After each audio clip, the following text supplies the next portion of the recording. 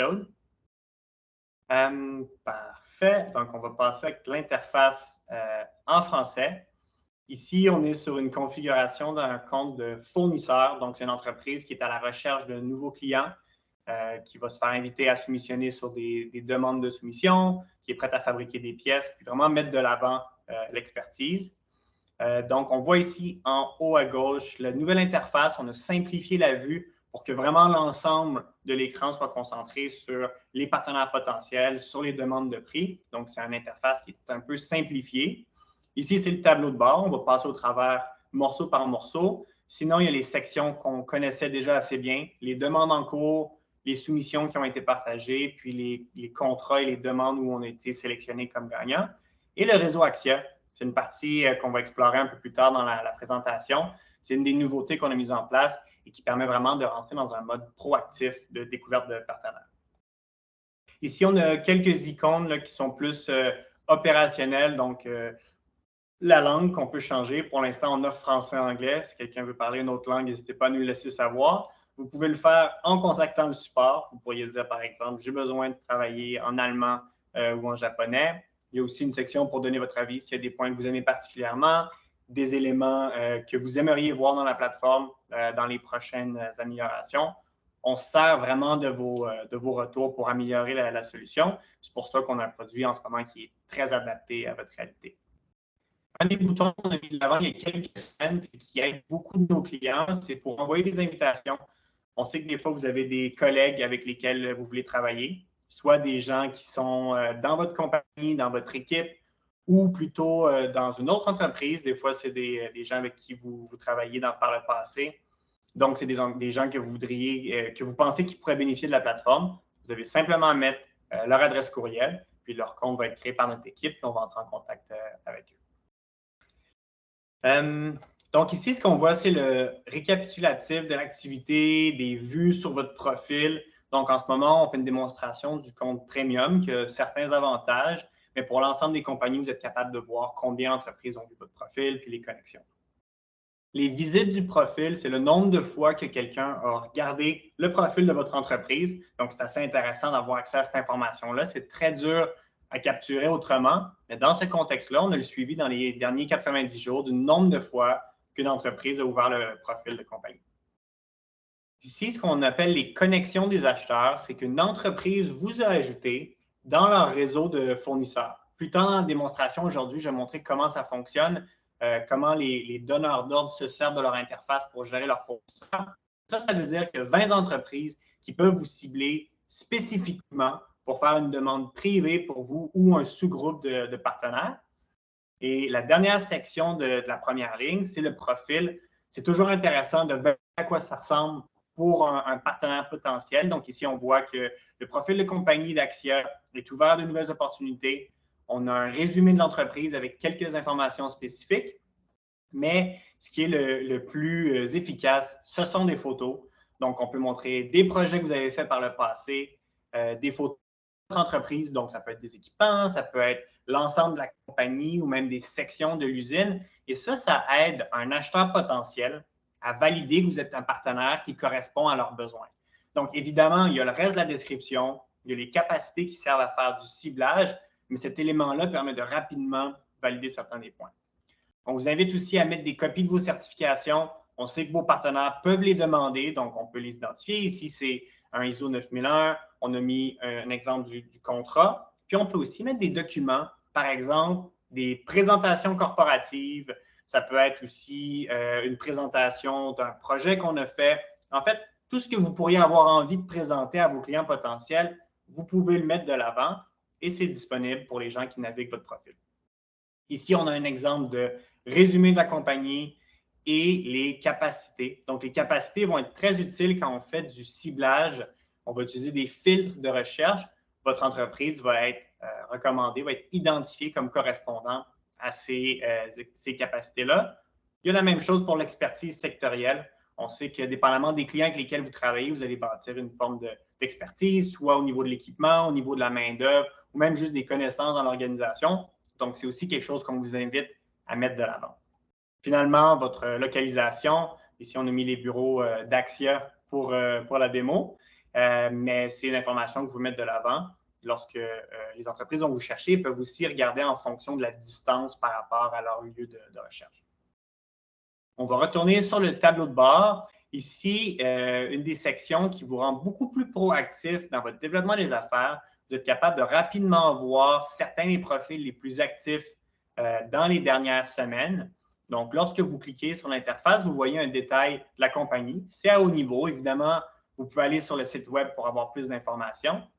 Mais ici, ce qu'on voit, c'est le nombre de requêtes qui ont été créées. Donc, ce qu'on appelle des demandes ouvertes, c'est des demandes où ce n'est pas un ciblage spécifique, c'est vraiment les entreprises qui ont de la capacité, qui peuvent venir soumissionner. Et les demandes privées, c'est lorsqu'on cible de façon volontaire un sous-groupe de fournisseurs. Ici, on peut voir les demandes qui étaient ouvertes, qui étaient publiques. On est capable de voir un détail sur les pièces. On peut regarder à quoi ça ressemble. Est-ce que c'est quelque chose dans lequel vous avez de la capacité? Ça vous aide aussi à comprendre qu'est-ce que cette entreprise-là cherche en ce moment. Puis, ça vous aide à faire une approche qui est un peu plus spécifique parce que maintenant, vous êtes aussi capable d'envoyer un message directement à l'acheteur de cette entreprise-là.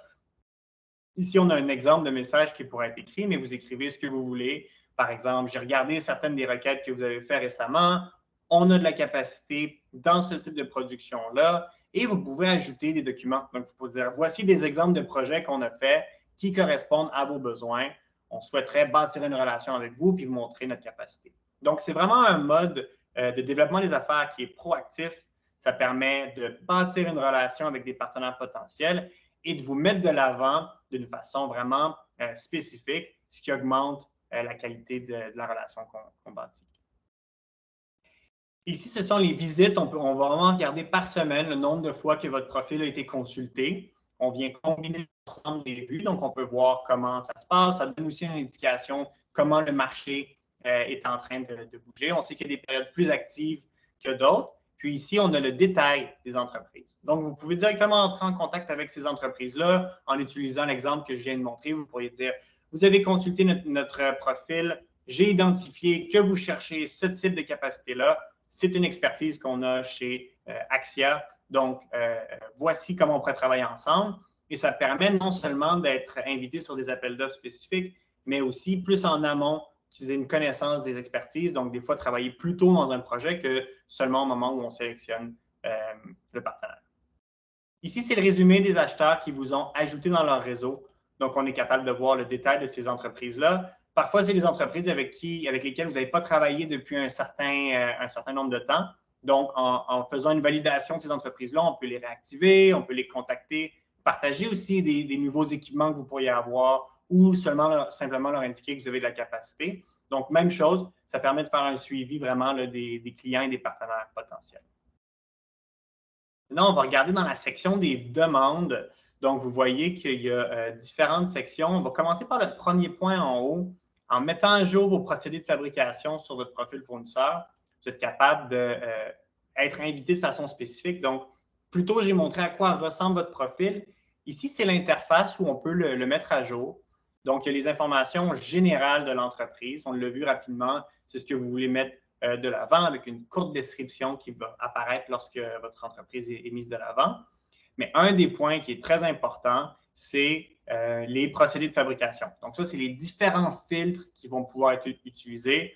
On l'a séparé en différents procédés, donc métal en feuille, tout ce qui est traitement de surface, les autres procédés.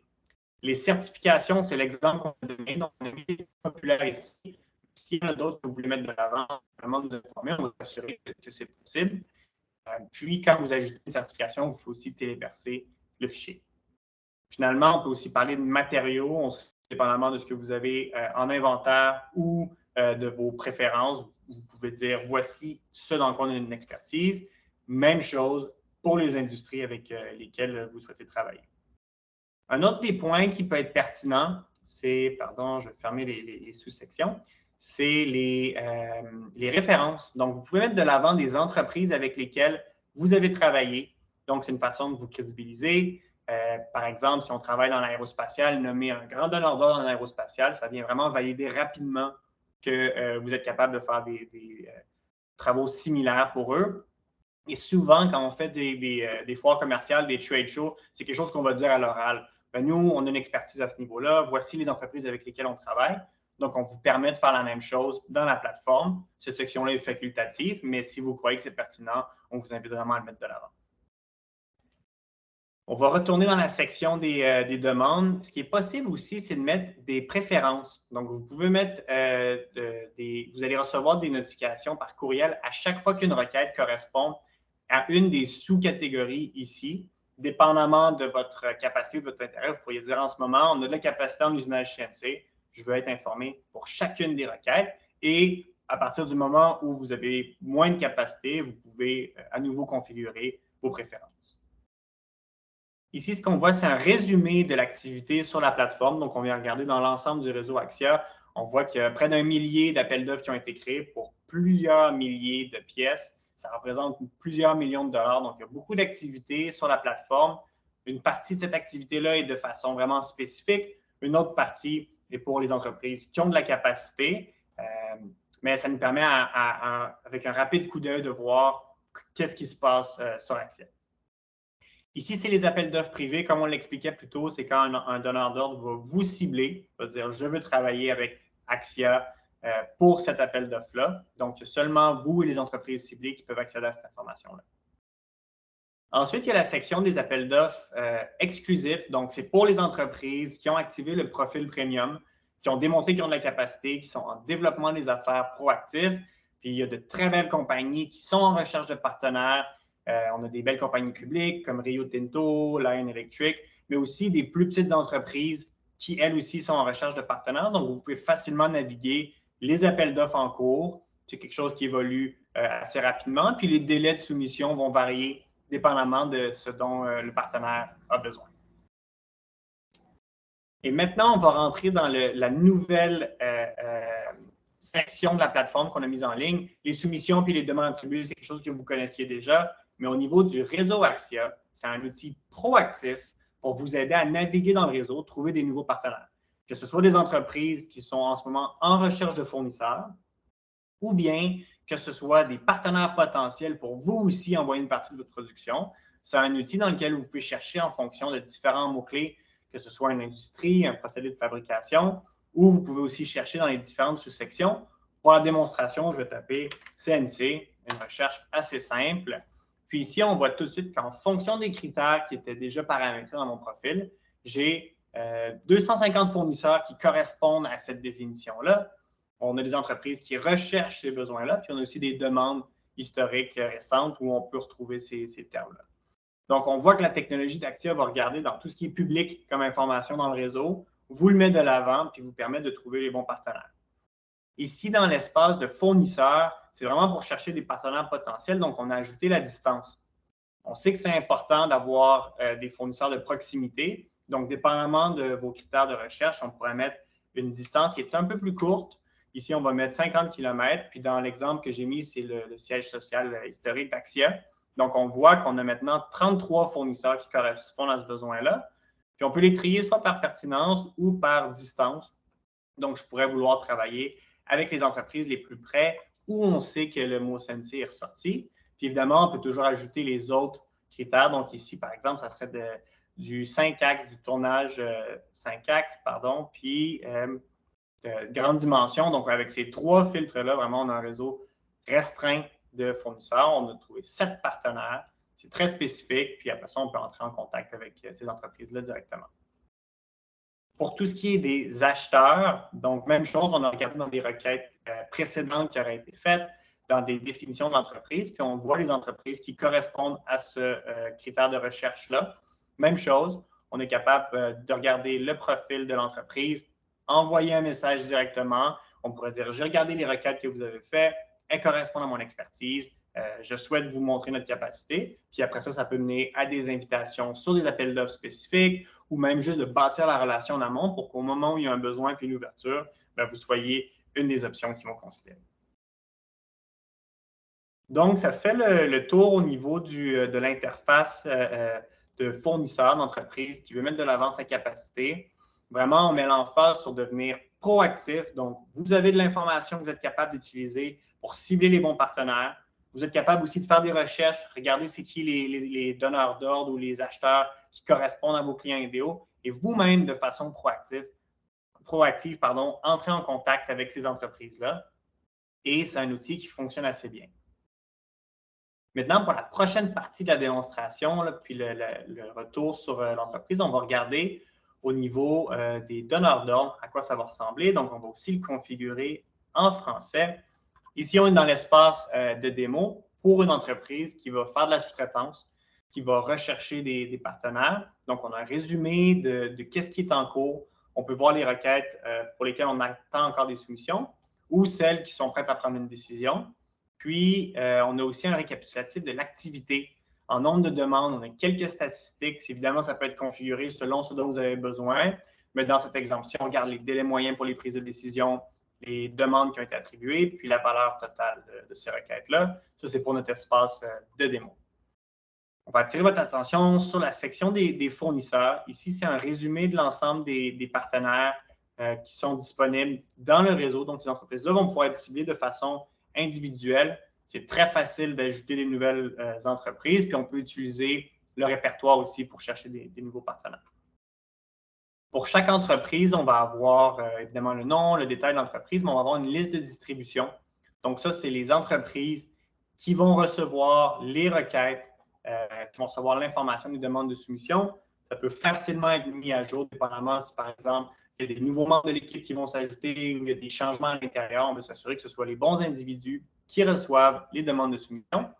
Et la section ici, c'est des sous-groupes. Donc, vous êtes capable vous-même de mettre de l'avant des sous-groupes avec lesquels vous voulez travailler. Ici, on a créé quelques exemples pour la démo, mais on va ajouter le groupe R&D. J'ai créé un sous-groupe un peu plus tôt aujourd'hui de R&D, ou même on va mettre une nouvelle catégorie qui va être aérospatial. Donc, on crée un sous-groupe qui s'appelle aérospatial. Je vais regarder c'est quoi mes autres entreprises. J'avais aéronautique. Aérospatial. On va créer ce groupe-là. Ici, on voit que mon résultat ressort. Puis, je vais ajouter ce tag-là, aérospatial, pour 3 entreprises avec lesquelles je vais travailler spécifiquement sur des projets aérospatiaux. Maintenant, on va aller dans la section projet. Donc, c'est une interface où on peut téléverser des groupes de pièces, des bill of material, faire le suivi des différents projets en cours. Donc, on voit le nom qu'on leur a donné. C'est votre nomenclature ici qui domine. Puis, un résumé du détail, donc le nombre de pièces qui font partie de cet assemblage-là, qu'est-ce qui a été envoyé en demande de soumission, qu'est-ce qui est déjà en contrat, puis qu'est-ce qui aurait été annulé. Donc, on peut à haut niveau voir le statut de ces projets-là. Ici, on va en créer un nouveau pour ce qu'on va appeler la démo Axia. On crée le nouveau projet. Ici, on n'a encore aucun élément à l'intérieur. Donc, quand on ouvre le projet, ce qu'on vient voir, c'est le résumé des processus de sous-traitance. Donc, on a les différentes colonnes et ces colonnes-là peuvent être changées dépendamment de ce avec quoi vous travaillez. Par exemple, si on fait du raw material, ben, on a d'autres codes qui vont être utiles pour tout ce qui est matière première, pour de la quincaillerie. Et ces templates-là, ces fichiers-là peuvent être mis à jour. Donc, simplement nous expliquer avec lesquels vous travaillez. On va reconfigurer votre profil pour que ce soit disponible. Puis vous pouvez ajouter vous-même les différents modèles. Ici, on va faire un exemple de sous-traitance. Donc, je vais importer une liste de pièces qui est disponible dans mon espace de démo. Donc, ici, ça serait un fichier de sous-traitance. Et ça, c'est une liste de pièces, un bill of material, comme on l'appelle en anglais, qui va correspondre aux différents qu'on voit ici. Donc, on voit que les différentes sections avec l'information qui était disponible, principalement les quantités, les prix unitaires. Et pour l'instant, on n'a pas encore de fichier. Une autre des technologies qu'on a développées, c'est un outil pour faire de la combinaison ou de l'association des différents fichiers en fonction de l'information qu'on a. Donc, si vous venez parcourir ici, j'ai ma liste de dessins. Je vais ajouter les 9 dessins qui sont disponibles et la technologie va être capable automatiquement de faire le maillage entre les différents fichiers.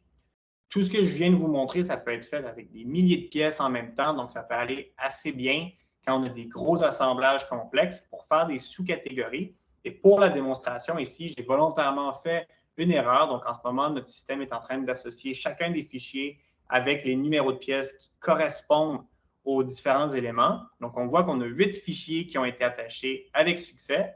Par contre, on a un des fichiers où on n'a pas été capable de trouver la bonne correspondance. Donc, c'est ce fichier-là. Je vais regarder dans mes listes de pièces en ce moment. J'ai commencé à l'écrire, puis on voit qu'effectivement, il y avait une erreur dans la nomenclature. Ça a été détecté par le système. On peut faire l'association et on va valider le choix. Donc, on peut venir voir que pour la pièce MAG 25, ici, on a un nouveau fichier qui est associé. La prochaine partie, c'est vraiment la période d'appel d'offres. Donc, je peux faire des sous-catégories. Je vais prendre mes pièces de cintrage. Donc, je commence à faire une recherche. On voit que le système est capable de faire un sous-groupe. Je vais sélectionner l'ensemble des pièces ici. J'ai 2 pièces de cintrage pour venir créer un appel d'offres. Et pour ces pièces-là, je peux soit identifier les fournisseurs de façon individuelle. Par exemple, je voudrais que Industrie PhD soit invité, mais je peux aussi mettre à profit les sous-groupes qu'on a créés. Donc, dans ce contexte-là, le groupe aérospatial qu'on avait créé un peu plus tôt, et je vois que les entreprises qui ont cette identification-là sont ajoutées. Ce qu'on peut faire, c'est mettre un appel d'offres qui est ouvert au réseau public. Donc, un peu plus tôt, là, on présentait les appels d'offres qu'on appelle exclusifs pour les entreprises qui ont démontré qu'elles ont de la capacité, qu'ils ont activé leur compte premium et vont pouvoir être invités sur ces demandes-là. Donc, on va laisser activer pour la démo et on va créer une démonstration. La date de fin ici, c'est la date à partir de laquelle on veut recevoir les pièces, les soumissions. Donc ici, par exemple, je pourrais donner jusqu'à vendredi prochain. C'est une production à court terme. Pour les termes de paiement, on va aller sur du net 30. On peut ajouter un détail ici. Donc, soumissionner les pièces. Merci. On pourrait ajouter des fichiers. Par exemple, des fois, on a de la documentation, des dessins d'assemblage, des détails un peu plus complexes, par exemple, sur la livraison.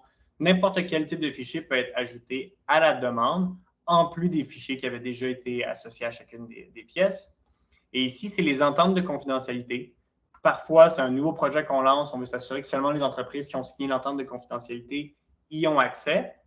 Donc, ça permet justement de restreindre l'accès. Ça peut être activé. C'est optionnel. C'est vraiment pour des projets spécifiques. Puis, le dernier des outils qui a énormément de succès, c'est les relances automatiques. Donc, pour cet appel d'offres-là, on a donné jusqu'à vendredi prochain. Je pourrais dire, j'aimerais qu'en milieu de semaine prochaine, le 25, il y ait une relance automatique qui soit lancée et qu'on demande aux fournisseurs qui ont démontré un intérêt à soumissionner ou qui ont été invités de s'assurer qu'ils vont envoyer les prix à temps. Et c'est intelligent comme système. Donc, s'ils ont déjà soumissionné, la relance ne sera pas envoyée ou si le fournisseur a dit « je ne souhaite pas soumissionner », ça va être pris en compte pour s'assurer qu'on cible de façon vraiment spécifique les bons partenaires. Donc ici, je vais envoyer la demande de soumission. Si je retiens mon filtre, on est capable de voir que le reste du projet, il n'y a pas encore de requête en cours. Donc, je pourrais créer des requêtes pour le reste des pièces avec le même processus qu'on vient de montrer. Voilà. Maintenant, je vais faire un suivi des différentes demandes en cours. Donc, on est capable de voir le nom de la requête. Ça, c'est le nom que j'ai créé, plus une nomenclature automatique qui est générée par nos systèmes. Donc, on voit les utilisateurs qui ont créé les pièces. Ça peut être des collègues à l'interne. Des fois, on a les gens d'ingénierie qui vont venir créer les requêtes, puis c'est les équipes d'achat qui font les suivis puis la sélection des fournisseurs. On a les dates de création et dates de fin. Donc, c'est le moment où on doit sélectionner le partenaire. C'est le délai de traitement, évidemment, qui est calculé en fonction du moment où ça a été créé. On a un résumé des fournisseurs. On a les réponses, donc le nombre d'entreprises qui ont donné une réponse, que ce soit « je veux soumissionner »,« je ne veux pas soumissionner », et le nombre de pièces pour lesquelles on a des prix. Le dernier des points qui est assez utile, c'est l'évaluation du statut de la requête. Donc, en fonction de l'engagement des fournisseurs, si on considère que vous allez avoir toute l'information nécessaire pour prendre une décision au moment de la fin de l'appel d'offres, c'est identifié comme en cible. Par contre, on peut aussi identifier lorsqu'il y a un risque. Donc, dans cet exemple-là, il faudrait prendre les décisions aujourd'hui. Par contre, on a une seule réponse où on ne veut pas soumissionner. Et sur les 2 pièces pour lesquelles on a besoin de prix, on n'a pas encore de prix, donc c'est à risque. Évidemment, cet outil-là peut être utilisé de façon proactive. Donc, en cours d'appel d'offres, on peut rapidement identifier les requêtes qui nécessitent votre attention. On peut inviter des nouveaux fournisseurs, rendre l'appel d'offres public ou simplement contacter individuellement certains des partenaires qu'on croit qu'ils devraient soumissionner. Ce qu'on va faire ici, on va regarder l'appel d'offres qui est en attente de décision. Donc, on a reçu 4 réponses. Toutes nos pièces ont des prix. Donc, je vais ouvrir cet appel d'offres-là. Ici, j'ai un résumé de mes partenaires, tous ceux qui ont soumissionné. On pourrait aussi voir à ce moment-là s'ils ont dit « Je ne souhaite pas soumissionner, quelle est la raison ?» ou si on attend une soumission dans le cas où l'appel d'offres ne serait pas terminé. On peut voir quand est-ce que les prix vont arriver. Ici, c'est au niveau des communications. Donc, on a des communications individuelles avec les partenaires. On est capable de mettre du détail. Des fois, ils vont avoir des spécifications qui vont nécessiter ou même vouloir, par exemple, étendre la période d'appel d'offres. C'est un endroit qui est privé entre vous et le partenaire. Il y aurait aussi des questions publiques où à ce moment-là, l'ensemble des partenaires peuvent voir. Les identités des fournisseurs vont être anonymisées, mais les communications vont être disponibles. Ici, on vient comparer les différentes soumissions. Donc, on voit les entreprises, les prix qu'elles ont offerts, les délais. Ici, ce qu'on voit dans les délais, on voit en nombre de jours, il y en a qui vont faire en jours, en semaines, en mois, mais on a une date cible qui est identifiée. Donc, on peut vraiment comparer les dates de livraison en fonction de vos besoins. Si ça correspond, tant mieux. Si ça nécessite un ajustement, vous pourriez le demander au fournisseur. Et ici, on vient comparer les prix. Ce qui est intéressant, ici, on voit qu'on a une soumission qui a été en dollars américains. On met de l'avant la monnaie qui est utilisée par l'entreprise. Puis nous, on a une technologie qui vient regarder sur des index publics. C'est quoi la conversion en dollars canadiens, en fait, dans votre monnaie de préférence. On peut aussi le configurer avec votre compte d'entreprise. Donc, si vous avez des ententes avec vos banques et qu'il y a des taux qui sont préfixés, on peut les mettre dans la configuration de votre entreprise et c'est ce qui va être utilisé. Donc ici, on voit, on a l'ensemble des prix qui sont disponibles. On va regarder le détail de l'entreprise. Ici, on voit qu'il y avait seulement 2 des 3 pièces qui étaient soumissionnées. Donc, on pourrait retirer cette soumission-là. C'est pour ça qu'elle est si basse.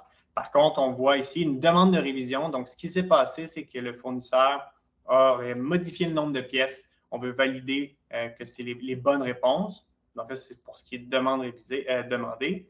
Et finalement, on peut venir sélectionner un fournisseur, soit individuellement, avec je choisis ce fournisseur, ou dépendamment de comment vous travaillez avec vos partenaires, vous pourriez aussi faire des choix avec plusieurs fournisseurs. Donc, on pourrait donner les shafts à cette première entreprise-là et les sièges à une deuxième entreprise et ça va venir créer 2 contrats séparés. Donc, c'est vraiment du travail de multifournisseurs. Évidemment, on vient recréer votre façon de travailler si c'est une fonction que vous mettez de l'avant. Maintenant, on va voir la section des commandes, les PO, Purchase Order. Donc, toutes les commandes en cours, c'est une nouvelle fonctionnalité qu'on a mis de l'avant. C'est vraiment un module autonome. Donc, ici, ce qu'on vient regarder, c'est l'ensemble des PO qui sont envoyés par votre système sur la plateforme Axia. Je vais vous montrer après dans la démonstration comment on peut créer des PO, comment ça fonctionne un peu en arrière-plan. Mais ici, ce qui est intéressant, on peut regarder l'ensemble des requêtes ou, comme on le faisait pour les appels d'offres, on a une évaluation du statut qui est mise de l'avant. Ça vous aide à prioriser certaines des requêtes. Donc ici, on a tout ce qui est en bonne voie, c'est-à-dire qu'on a encore assez de temps pour recevoir les pièces, il y a des relances qui ont été lancées, ou on attend une confirmation, mais on est vraiment dans des standards. Il y aurait la possibilité aux fournisseurs de modifier l'information. Par exemple, ils vont dire, je voudrais avoir un délai, je change cette date-là. Vous allez être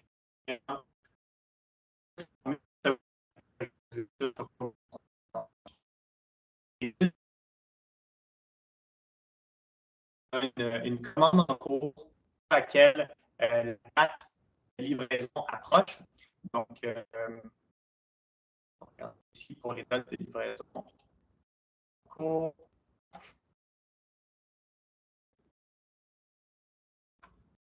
Ici, on voit les commandes qui sont à risque. Donc, comment on évalue qu'il y a un enjeu? C'est que la commande n'a pas encore été confirmée. Donc, la commande a été envoyée le 29 juin. On n'a toujours pas de confirmation. Donc, on voit qu'il y a un rappel qui a été planifié, qui a été lancé, et on veut que le fournisseur confirme la demande. À ce moment-là, vous pouvez soit communiquer avec eux de façon directe en utilisant notre outil de communication ici qui est dans la plateforme. Ça vous permet de centraliser tout. Ou vous pourriez prendre le téléphone puis les appeler, dépendamment à quel point c'est critique. Il y a des suivis automatiques qui sont mis de l'avant en fonction de où est-ce qu'on est dans le processus, ça va les envoyer. En fonction de ce que le fournisseur a dit aussi. Donc, ça vous permet de laisser le système travailler et vous de vous concentrer sur ce qui nécessite votre attention. Maintenant, on va faire une partie de la démo où on va faire manuellement une requête. Donc, je vais vous montrer un peu comment ça fonctionne le système. Ici, ce qu'on voit, je vais créer un appel d'offres pour le système, mais on peut le configurer dans votre plateforme. Donc, souvent avec le ERP, plutôt que de mettre l'adresse du fournisseur, vous allez mettre l'adresse d'Axia et notre technologie d'intelligence artificielle va faire tout le reste du travail. Donc, rapidement, je vais lancer la requête, puis ensuite, je vais vous expliquer comment ça fonctionne. Ici, j'ajoute mon PO avec tout le détail dans ma requête. J'envoie ça à l'adresse d'Axia. Puis ici, on voit en ce moment, il n'y a pas cette commande-là qui a été identifiée. Mais ce que notre technologie va faire, ils vont recevoir le courriel. En lisant le courriel, ils sont capables d'identifier tout de suite de quelle entreprise ça provient. Donc, ça vient être associé à votre compte d'entreprise. Et ensuite, ce qu'on commence à faire, c'est qu'on ouvre le PDF avec une technologie d'intelligence artificielle et de lecture d'informations. On est capable de recréer chacun des champs pour être capable de reconstruire dans notre système une transaction avec tout le détail dont vous avez besoin. Donc, ça peut être fait sans aucune intervention humaine. Ici, je vais mettre à jour la page et on va voir qu'on a une deuxième transaction qui est apparue. Voilà, on a une deuxième transaction qui est apparue. Ici, on a la requête qui a été créée par notre système. Et on voit que l'ensemble du détail avec les noms de pièces et les quantités ou le détail qui serait disponible dans la requête va tout être créé. Donc, c'est un peu comme de la magie pour nous, mais c'est vraiment une technologie avancée qu'on a développée qui vous permet de façon automatique de gérer des centaines de requêtes et de les créer dans le système. On voit ici qu'on a les configurations qui pourraient être mises de l'avant. On peut le créer soit par type de requête, par fournisseur ou même en fonction d'autres paramètres. C'est très flexible. Vous pouvez toujours de façon manuelle ajuster les différents suivis automatiques que vous voulez créer. Donc, ça fait le tour de la façon dont ces requêtes-là sont créées. C'est vraiment un outil qui permet d'aller de façon proactive gérer l'ensemble de vos requêtes. Ça permet d'avoir une paix d'esprit, puis aussi de prioriser les requêtes qui nécessitent votre attention et ça réduit énormément la charge de travail sur les équipes d'approvisionnement. Donc, ça fait le tour des points qu'on voulait présenter aujourd'hui. N'hésitez pas à nous envoyer vos questions par la suite. Il y aura une seconde édition de cette présentation-là. Puis en fait, 2 fois par mois, je vais prendre le temps de couvrir les nouvelles fonctionnalités, vraiment faire le tour de l'ensemble du processus d'utilisation de la plateforme et répondre à vos questions. Donc, merci à tout le monde qui était présent aujourd'hui. C'est un plaisir de discuter avec vous et je vous souhaite une excellente fin de journée. Merci.